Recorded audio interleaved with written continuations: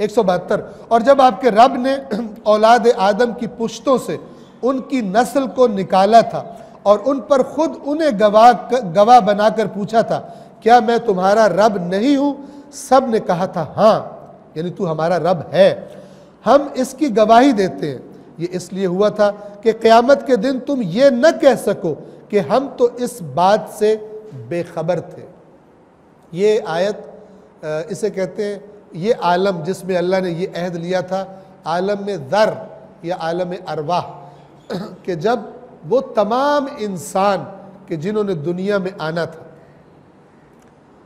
ان سب کی ارواح سے، اس کو عالم ذر کہا گیا، ذریت اسی سے ہے، ذر کہتے ہیں ذرہ بھی اسی سے ہے، چھوٹا چھوٹے۔ تو اللہ نے وہاں عہد لیا تھا کہ تم سب، تمہارا رب میں ہوں یا میں تمہارا رب نہیں ہوں، تو سب نے اقرار کیا۔ یہ عہد اگرچہ بڑے واضح انداز میں انسان کو یاد نہیں ہوتا، لیکن ہر انسان کی فطرت میں توحید ہے، اور وہ کب کھلتی ہے؟ جب یہ دنیا ہٹتی ہے نا۔ اس کی مثال قرآن کیا دیتا ہے؟ جب تک انسان دنیا اور اس کی لذات میں الجھا رہتا ہے اتنا متوجہ اس طرح نہیں ہوتا، لیکن قرآن بار بار مثال دیتا ہے کہ جب تم طوفانی سمندر میں کشتی میں گر جاتے ہو اور تمہیں ہوتا ہے کہ تم اب غرق ہونے والے ہو، تو تم خالصتاً اس کو پکارتے ہو۔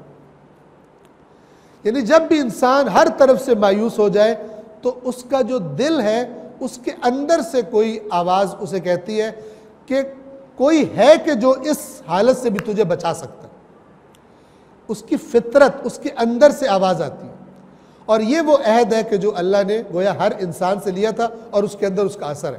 ہاں، جو لوگ پھر اگر دنیا کی لذات کی طرف نہ جائیں اور اللہ کی اطاعت کریں، اس کی آیات پر عمل کریں، تو یہ جو توحید، فطری توحید ہے، یہ اور نکھرتی جاتی ہے، اور نکھرتی جاتی ہے، اور انسان پر بالکل واضح اور شفاف ہو جاتی ہے نظام توحید اور حقائق توحید۔